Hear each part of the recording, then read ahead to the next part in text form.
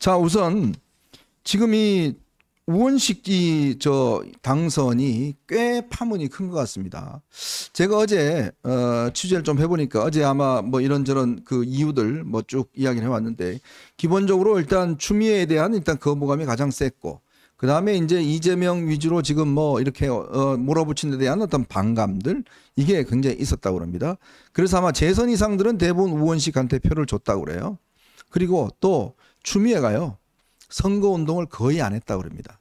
제가 오늘 여러분 드리는 말씀인데, 추미애가 그 국회의장이 되면 23명의 비서진들을 채용할 수 있는 게 있거든요. 네네. 이 23명인데 그거 다 뽑아놨대요. 원서 접수해갖고 가군 나군에서 그거 다 뽑아놨대요. 이미 다 될 줄 알고 그 비서진들까지 다 뽑아놨답니다. 근데 한순간에 다 끝나버렸답니다. 좋다 말하네. 완전히 지금 그냥 그 난리가 났대요. 네네. 자, 이런 이유인데, 근데 핵심적인 지금 추미애에 대해서 친명들까지도 등을 돌려선 이유가 있답니다. 네네. 그게 뭐냐면, 친명계에서 추미애한테 대선 불출마 선언을 하십시오. 네네. 그 이야기를 했대요. 네. 근데 추미애가 끝까지 그걸 안 했대요. 네. 그러면서 추미애 원래 계획이 뭐였냐면, 자기 국회의장 2년 하고 난 다음에 네. 대선 도전하려고 그랬대요. 그러니까요. 근데 이재명이 만약에 날아가면 네. 자기다. 그렇죠. 그거를 하려고 했는데 네. 마지막까지도 대선 포기 선언을 안 한 게 친명들까지도 돌아선 결정적 계기였다는 겁니다. 그게 추미애의 한계예요. 왜냐하면 저 같으면 불출마 선언했어요. 음. 그런 다음에 이재명 대표 날아간단 말이에요. 국회의장을 4년 하는 게 아니잖아요. 네. 2년만 하는 거잖아요. 그러면 지금 국회의장 임기 시작하면 언제 끝나느냐? 2026년 6월 달에 끝나잖아요. 그럼 2026년 6월이면은 2027년 3월 대선 코앞이란 말이죠. 맞아요. 그때부터 이제 대선 레이스가 딱 시작이 되는데 그 2년 동안에 만약에 이재명 대표의 사법 리스크가 현실화 돼가지고 이재명 대표가 낙마하면 국회의장 마치자마자 대선 경선에 나가면 된단 말이죠. 네. 그러니까 그런 것들이 찜찜하니까 그러니까 이제 친명 쪽에서 그 불출마 선언해라 그랬을 거 아니겠습니까? 네. 이재명 같으면 했어요. 당연했죠. 그 다음에 뭐라고 이야기하느냐? 그런 와중에 만약에 이재명 대표가 낙마했다. 그러면 추미애 후보가 국회의장 임기 끝난 다음에 대선 출마하면 되잖아요. 제가 언제 뭐 출마한다는 거 진짜 믿으셨습니까? 그런 다음에 당신 저 불출마 선언했잖냐 이렇게 이야기하면 그대로 돌려주면 되잖아요. 네. 내가 불출마한다라고 했더니까 진짜 불출마한 줄 알았냐? 이렇게 이야기하면 되는데 맞아요. 조금 제가 봤을 때 추 선생님도 조금 뭐라고 그럴까 순진한 면이 있네. 전 그런 생각도 듭니다. 자, 그런데요, 이게 이러다 보니까 지금 이 강성 지지층들이, 개딸들이 지금 신수박 찾기에 지금 어떤 돌입한 것 같습니다. 일단 우선 지금 당 홈페이지나 이런데 재명인의 마을, 또 여기 보면 이번에 지금 다 막 이제 조국 혁신당으로 가야겠다, 탈당하겠다, 인증을 지금 하는 게 지금 속속들이 올라오고 있답니다. 네네. 조국 혁신당이 답이다, 그쪽으로 돌아가겠다. 특히 정청래가요, 페이스북에다가 당원이 주인인 정당 아직도 갈 길이 멀다, 상처받은 당원과 지지자들에게 미안하다, 이런 글을 올렸더니 또 우원식이 발끈했습니다. 우원식이 오늘 나가서 정최고위원은 상당히 책임 있는 국회의원인데 그렇게 이야기하는 건 적절하지 않다. 우리 당선자들의 판단과 당원들을 분리시키고 갈라치기 하는 것이다. 라고 또 비판해서 한판 붙었다고 합니다. 제가 왜 이렇게 논란이 많냐면요. 네. 우원식 의장, 뭐 의장님이라고 할게요. 우원식 의장이. 근데 또 몰라요. 이게 있잖아요. 네네. 나중에 또 올라가면 이게 지금 국회의장은 본회의 가서 또 몰라요. 참칭 의장이라고 그러죠, 뭐. 그런데 제 생각에는 사람들이 특히 친명이나 이런 그 민주당 사람들이 우원식 국회의장을 어떻게 생각하겠습니까?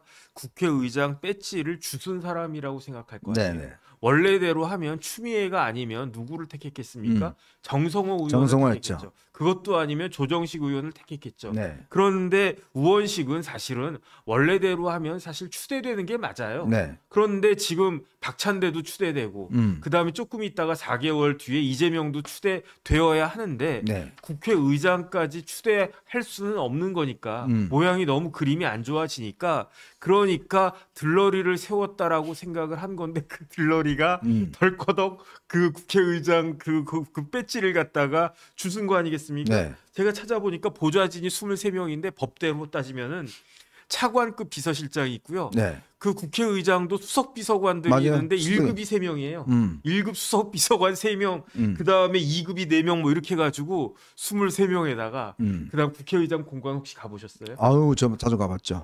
거기 뭐 엄청 좋습니다. 거기 뭐 재벌 회장 뭐 그 네, 정도 급이지 그럼요. 않습니까? 네. 저도 한번 가보고 싶은데 네. 그런 데서 살지 아주 그냥 배가 아파가지고 난리 나지 않을까 하는 생각이 듭니다. 네. 자, 그러니까 이게 지금 제일 당황한 사람이 이재명 대표라고 합니다. 왜냐하면 이게 이제 생각도 못했던 이런 반란표가 나왔잖아요. 분명히 자기가 오다를 내렸는데 이렇게 보다 보니까 당장 6월 달에 있을 지금 이 만약에 이제 그 6월 7일 날 그때 만약에 이제 대북 송금 사건으로 해서 영장이 들어온다 그러면 네네. 그러면 그거를 만약에 이제 이 영장을 청구해야 되잖아요. 네네. 그럼 또 체포동의안이 들어와야 되지 않습니까? 네. 그죠? 그러면 이 자칫하면 체포동의안 이거 지금 가결되는 거 아니야? 지난번 악몽이 또 떠오르는 거예요. 네네. 이거 지금 의원들이 만약에 이런 식으로 체포동의안 몇십 명만 붙어버리면 가결되는 거잖아요. 네네. 그리고 당대표를 지금 추대로 가려고 그랬잖아요. 근데 그것도 지금 쉽지 않게 됐단 말이에요. 그러니까 이재명 입장에서 보면 지금 굉장히 아마 의원들에 대해서 야, 내가 공천 비명 행사시켜갖고 그냥 공천 줬더니 지금 나한테 달라들어?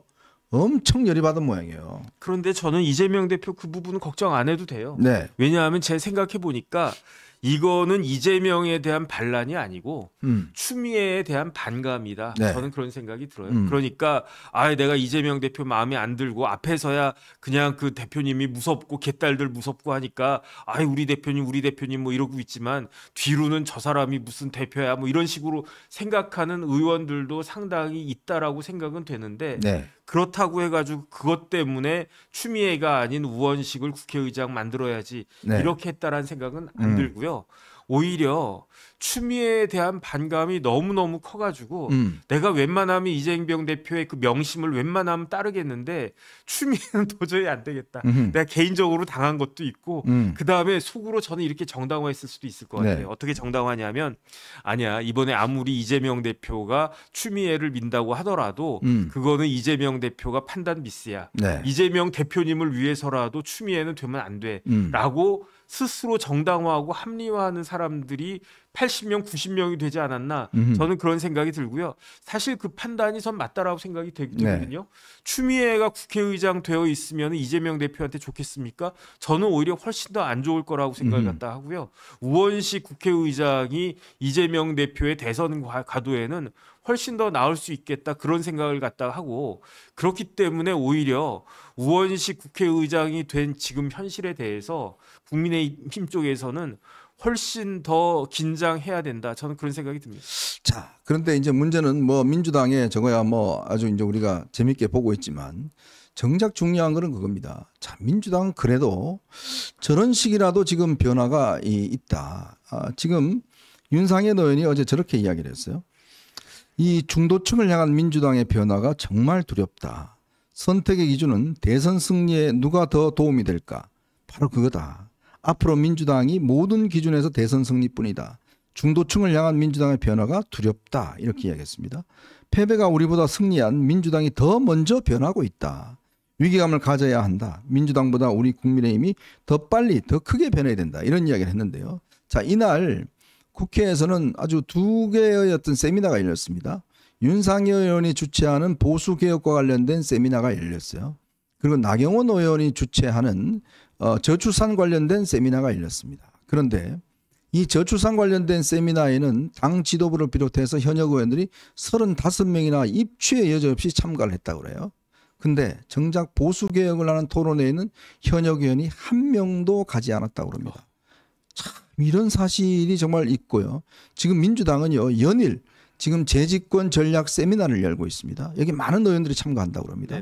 근데 국민의힘은요 아무런 움직임이 없습니다. 정말 조용합니다. 3040 저 첫 목회만 모여서 1박 2일 지금 토론회 한 것 이외에는 아무 토론회가 열리지 않아요. 그러니까 나경원 의원 토론회에는 나경원 의원 대표 출마할 것 같으니까 눈조장 찍으려고 전부 다 글로 몰려가는데 진짜 보수개혁을 위한 토론회는 하나도 열리지 않고 있습니다. 자, 이게 어떤 모습일까요? 즉 저쪽은 살려고 저렇게 앙버덩 치고 있고 어떻게 하든지 집권할 수 있는 그런 방법을 찾기 위해서 노력하고 있는데 반대로 지금 국민의힘은 정말 미동도 하지 않아요. 어쨌든 그런 부분들이 참 그 걱정이다라는 생각이 드는데, 그런데 저는 어떤 생각이 드냐면은 그 물밑에서는 생각들이 굉장히 많을 것 같다는 네. 생각이 들어요. 왜냐하면 그러니까 민주당은 당대표 뭐 뻔하지 않습니까?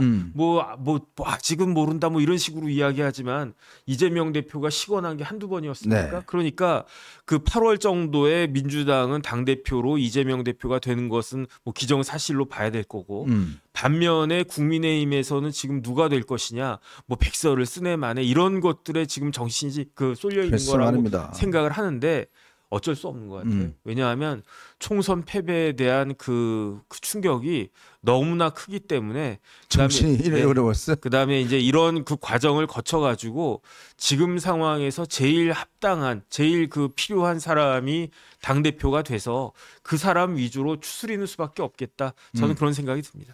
자, 우리가 좀 마지막 이슈에서도 좀 이야기를 하겠지만 정말 긴장해야 될 거는 오히려 국민의힘이다라는 생각을 지울 수가 없습니다. 저들은요 저렇게 빠르게 변화하고 노력하고 변신하고 하려고 있습니다. 저렇게 자신들의 어떤 당내의 집단 이성이나 균형추가 작동을 하는 거예요. 추미애 안 돼라고도 할 수 있는 거예요. 근데 과연 이 국민의힘에서는 뭘 하려고 하는 것인지 정말 저는 참 이해가 되지 않습니다. 아직까지도 그냥 대통령 눈치나 보고 어디 줄 서면 안 될까 이것만 그냥 잘해요 아주 그냥. 근데 정작 정말 이 당을 개혁하기 위한 움직임이 없다는 거 정말 너무 안타깝습니다.